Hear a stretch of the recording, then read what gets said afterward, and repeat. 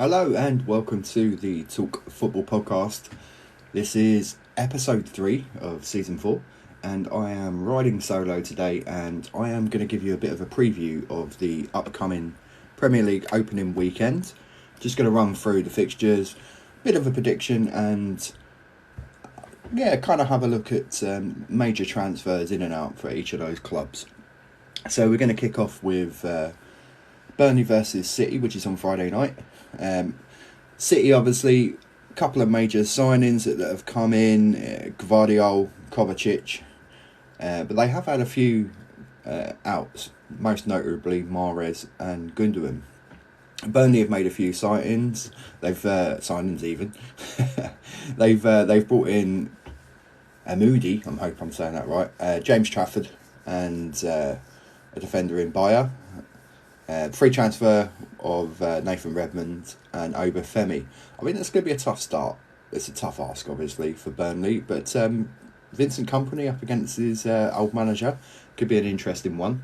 But you can't really see much other than a City win, I would say. So I'm gonna say City are going to win that one 3-1. I don't think it'll be a complete run out for City, and I do think they're going to have a slight hangover from the exploits of their last season, but we'll see. But I think Burnley will give them a good game, but I think City will run out winners on that 3-1, maybe 2-1, but I'm going to go 3-1. So the next fixture up will be Saturday fixtures. So we've got Arsenal versus Forest. Obviously, Arsenal have been very active in the transfer market, so they've brought in obviously Declan Rice, Kai Havertz, Jurriën Timber, and possibly an agreement in place for David Raya from Brentford, which would be an interesting one. See how that pans out with Ramsdale. So they have had a few outs themselves, notably obviously Xhaka in midfield, Pablo Mari at the back, and a young left back, Trusty, who's left the club as well. But we'll come on to him because you'll find out where he's gone a bit later on. A tough game for Forest, obviously. Arsenal, I would expect to come out flying. For Forest, obviously, they've had a few signings that have come in, most notably Anthony Elanga from United and Chris Wood, that they've signed on a permanent from Newcastle. They've had a free transfer, Ola Aina, who's a fullback, can play either side, former Chelsea youngster, of course. So it'd be interesting to see how that one goes. But I'm going to go, obviously, with Arsenal on this one. And I think a comfortable 2-0 victory for Arsenal. So moving on to the next fixture, Bournemouth versus West Ham. And obviously there's been a lot going on at West Ham. A lot of unsettlement with David Moyes. Seems to be at war with the sporting director. So that's obviously not gone well. They have obviously raked in over 100 million quid, bringing in, or selling rather, Declan Rice. So they haven't really made any major signings yet. One or two youngsters moving about. But as of breaking news this morning, it appears that they have actually reached agreement on the transfers of Ward-Prowse and Harry Maguire. So we'll see how that pans out. I know that David Moyes quite fancies taking Scott McTominay as well. But I doubt whether or not they'll get anything in place. There are links with a few other players, but there's nothing concrete as of yet. As for Bournemouth, they've done a fair bit of business. So they've brought in Traore, Kirkez, and young Justin Kluivert, the son of a much more well-known Kluivert. So it'd be interesting to see how Bournemouth do. Having actually got rid of Gary O'Neill, which I personally believe is a mistake. They've brought in their new manager, and we'll see how he does. But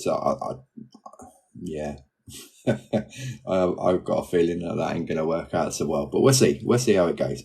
But I think I think Bournemouth actually are going to take this. I just think there's a bit of doom and gloom around West Ham, and I do fear after maybe a few games, if the results don't go the right way, we could see Moyes depart early doors this season. And I'm going to go for a Bournemouth win, a home win, because they're pretty good at home. So I'm going to go 2-1 Bournemouth on that one. So moving on to our next fixture, which is Brighton versus Luton. So obviously Luton, newly promoted. Brighton have obviously spent a bit of money. They've gone out and they've done well. So they bought in João Pedro for a very sizable transfer fee. So he can play anywhere across the forward line, but I probably expect him to start down the middle. Now, bearing in mind that we've signed Robert Sanchez, they have still got Steele there, but they have signed a goalkeeper in Verboegen. I'm hoping I say his name right. And they have bought in defensive cover at the back with Igor. Luton have bought in, they haven't gone mad, but they've bought in Giles, young left back, Tahith Chong, who's can play obviously anywhere across the front line, sort of like attacking midfield wise, but predominantly off the right. Anderson, a defensive player, centre back, but can probably play most positions across the back line. And they've bought in the marvellous Nakamba from Villa. So that could be a good signing for them in midfield. But you would expect Brighton to carry on with the form that they showed last season, which pushed them into a lofty finish in the Premier League. So I think tough ask for Luton at the start. I'm going to go 3-0 Brighton on this one. Everton versus Fulham, our next fixture. Everton haven't done a massive amount in the transfer market yet. In fact, there's been far more outs than there have been ins. So in terms of signings at the moment, it's Danjuma and then Ashley Young on a free have come in. But the outs, you've got Moise Keane who's gone out on a permanent. Ellis Sims, young striker, he's gone. Yerry Mina, Tom Davies, Andros Townsend and Connor Cody. So, far more outs at Everton than there has been ins. But they are linked with a few players. So we'll see how that pans out in the next couple of weeks, last couple of weeks remaining in the transfer window. We'll see how that goes. And then, Fulham. We're on to Fulham. And of course, they've got bragging rights over South West 6 from the season just gone. So they've signed a defender, two major signings really. So they brought in Bassi at the back and then Jimenez from Wolves. It'd be interesting to see how Jimenez does. Possibly a replacement, obviously, for Mitrovic, who has been linked with a move to the Saudi League. So on that one, I think that's going to be quite a tight game. Fulham don't necessarily travel particularly well, but I don't know. It's a tough one. I'm going to go for a draw in this one. I'm going to go 1-1. Could be wrong. But we'll find out. So next fixture, Sheffield Wednesday versus Crystal Palace. Wednesday. Yeah, that's not Wednesday. Sheffield United. Get it right. I'm mixing up my Sheffields. Anyway, right. So this is what happens when I'm on my own. You see, I get distracted by my own notes. But there we go. I digress. So yes, Sheffield's ins. They brought in Trusty from Arsenal, young defender. Traore, who's a forward, and Sillemans. Hopefully that's how you pronounce his name. So they brought him in, and then obviously Palace. One major outgoing, really, I suppose you could, albeit they've lost him in a contract, which is Will Zaha. So it'd be interesting to see how they cope without Zaha. They have brought in an attacking midfielder in Franca, quite a lot of money spent on that, and then a free transfer of Lerma. Yet again, I think this will be a tightish game. I don't think either team are going to want to give too much away in the first game of the season. Both of them would probably like to put some sort of points on the board. So again, I'm going to go for a draw. So I'm going to go 1-1 again with this one. Right. So next fixture is Newcastle versus Villa. Newcastle have obviously been very active in the transfer market, and they've made some class signings, absolute class signings. So obviously Tonali, early doors that was done. They brought in young Barnes from Leicester, which already he's got a couple of goals in pre-season, looks sharp, looks fit. Livramento has come in from Southampton. It'd be interesting to see how that works, who gets a nod between him and Trippier at the right back slot. So that's an interesting couple of signings there for Newcastle. I think, I think they've been particularly shrewd in the transfer market, and I think that's players that will fit the Eddie Howe template of play. Obviously, they've lost St. Maximin. He's gone off to the Saudi League.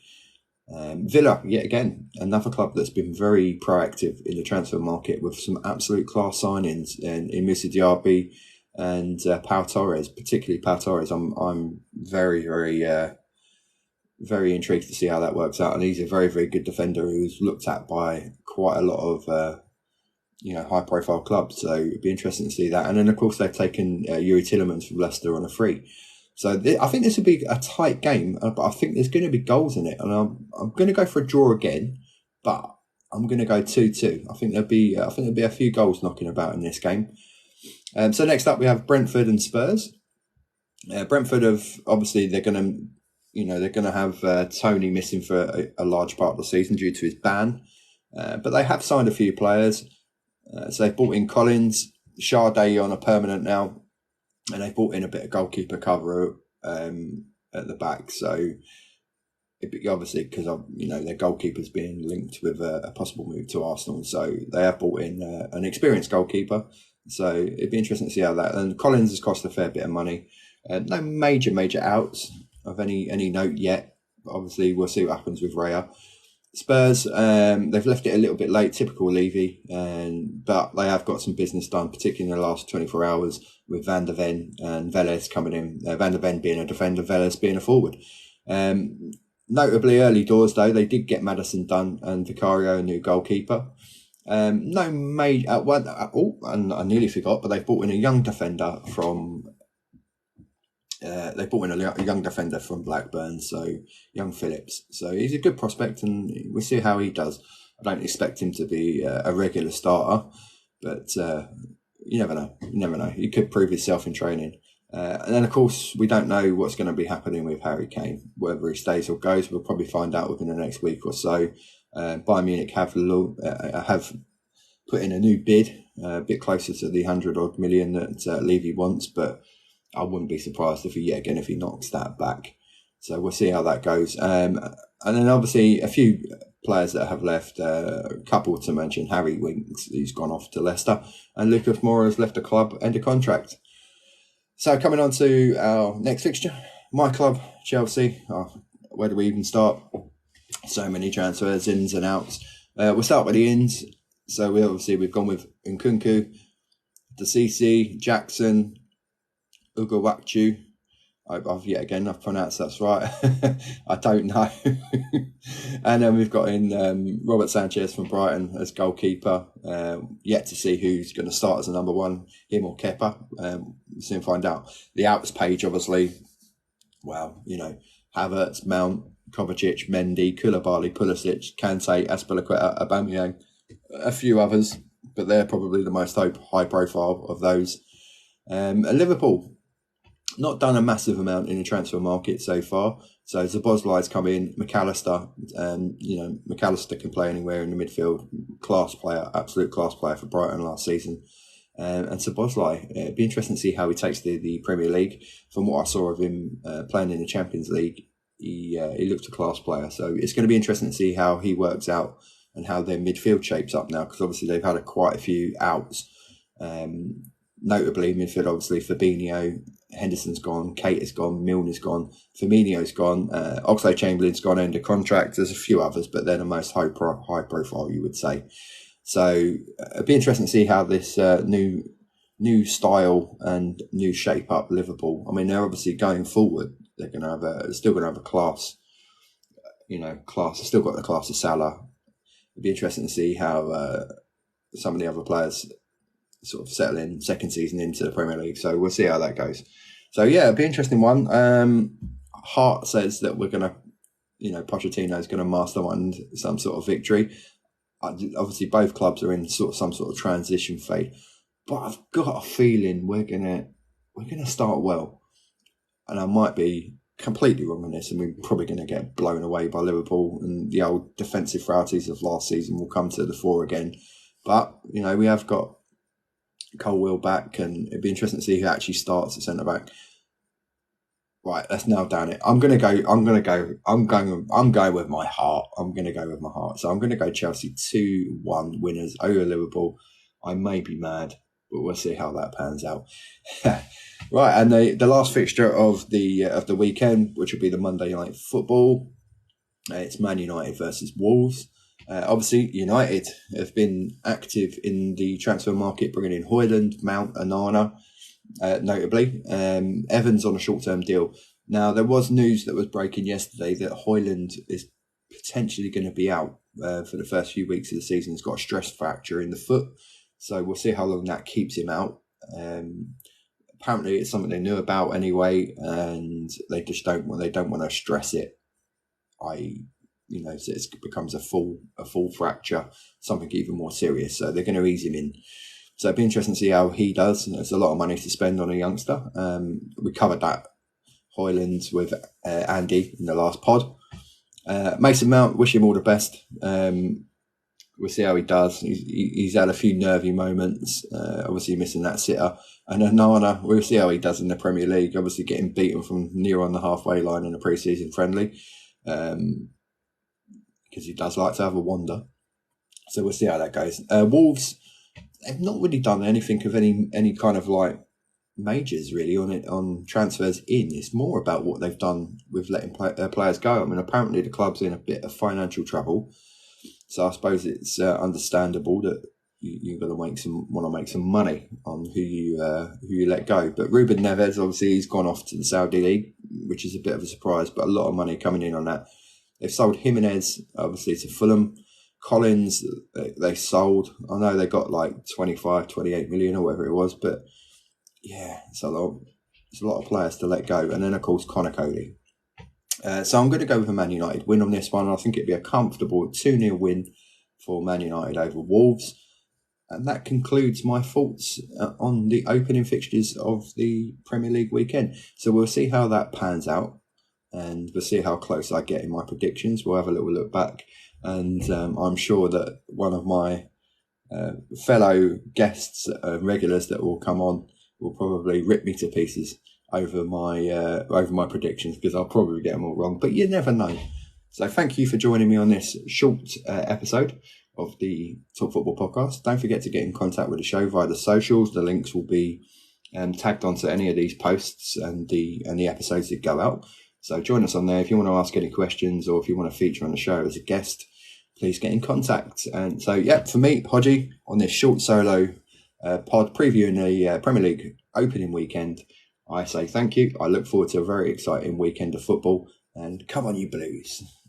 Let's get a positive result. And for the first match in charge for Pochettino, it's at the Bridge. It's against Liverpool. So, what a game to open the weekend for my club. So I hope wherever you are and whatever club you support, have a good weekend. Enjoy your travels if you're on away games, and we'll catch you on the next episode. Thank you.